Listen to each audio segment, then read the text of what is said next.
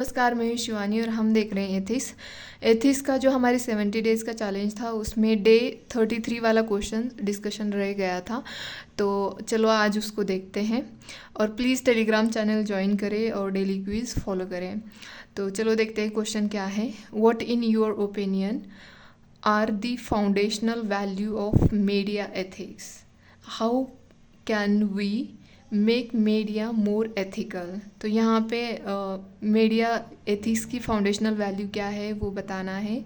और second part इसका ये है कि कैसे हम मीडिया एथिक्स को मोर एथिकल बना सकते हैं, मतलब मीडिया को कैसे हम मोर एथिकल बना सकते हैं, इसके बारे में बताना है। तो यहाँ पे मैंने मीडिया एथिक्स की डेफिनेशन लिखी है, जैसे कि media ethics is a set of principles and standards that the media must follow when collecting and presenting information, ensuring authenticity of the news, ensuring objectivity and fairness in reporting। तो ये मैंने media ethics की definition यहाँ पे बताई है introduction में। फिर यहाँ पे सब हेडिंग डाली है कि foundational values of media ethics.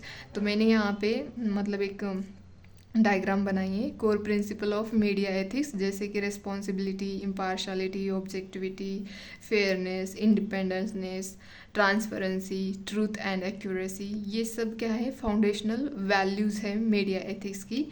According to your opinion बोला है ना यहाँ पे, तो मेरी ओपिनियन से ये फाउंडेशनल वैल्यूज़ है मीडिया एथिक्स की। तो नेक्स्ट देखते हैं। देखो, एथिक्स के क्वेश्चंस लिखते रहिए। अगर डिफरेंट टाइप ऑफ क्वेश्चंस आप लिखते रहेंगे ना तो आपकी प्रैक्टिस हो जाएगी, आपको एग्जाम्पल याद आ जाएंगे। तो बहुत ज़रूरी होता है राइटिंग करना।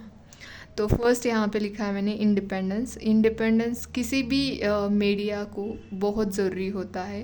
वो इंडिपेंडेंट रहेगा तभी अच्छे से काम कर पा सकता है ना। तो यहाँ पे लिखा है मैंने independence is the corner stone of the trust in journalism. और सेकंड लिखा है मैंने यहाँ पे इम्पार्शलिटी। पारदर्शिता तो होनी ही चाहिए मीडिया में एक्चुअली। अगर वो जो न्यूज़ दिखाते वही तो हमको लगता है कि हाँ वो जो बता रहे हैं वो रियल है, सही है, तो इसीलिए इम्पार्शलिटी ज़रूरी होता है। Independenceness is provide sense of impartiality. और थर्ड लिखा है मैंने यहाँ पे objectivity. Absence of objectivity leads to false presentation of truth in society. अगर सपोज़ कोई मीडिया एक न्यूज़ दिखा रहा है, उसके अंदर अगर ऑब्जेक्टिविटी ही नहीं है तो वो तो फॉल्स इंफॉर्मेशन सोसाइटी में स्प्रेड कर रहा है ना। तो इसका एग्जांपल हमने देखा था कि कैम्ब्रिज एनालिटिक जो केस है उसकी वजह से जो यूएसए का प्रेसिडेंट इलेक्शन चल रहा था वो बहुत अफेक्ट कर गया था।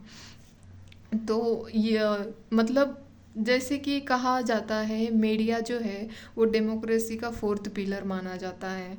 तो इसका रोल बहुत ही इम्पोर्टेंट होता है किसी भी डेमोक्रेसी में। तो फोर्थ देखते हैं ट्रूथ एंड एक्यूरेसी।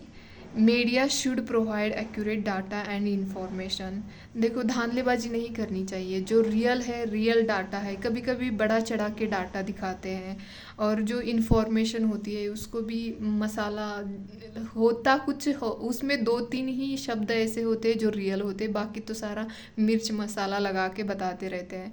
तो ट्रूथ और एक्यूरेसी भी बहुत ज़रूरी होती है मीडिया में। तो सेकंड पार्ट जो क्वेश्चन का है उसको सब हेडिंग डाली है मैंने यहाँ पे।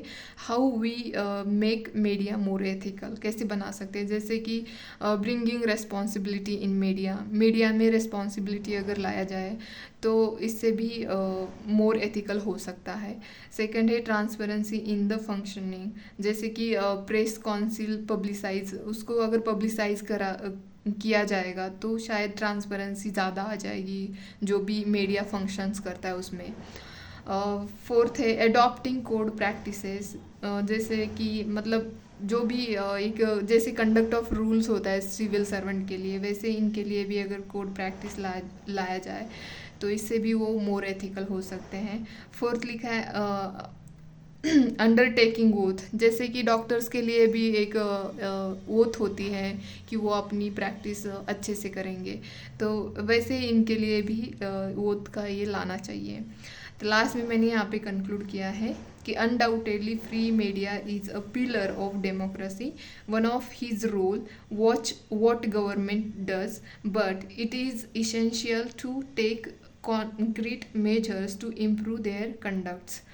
तो ये था आज का क्वेश्चन डिस्कशन. होप कि आपको पसंद आए. अगर पसंद आता है तो प्लीज़ लाइक शेयर सब्सक्राइब करें.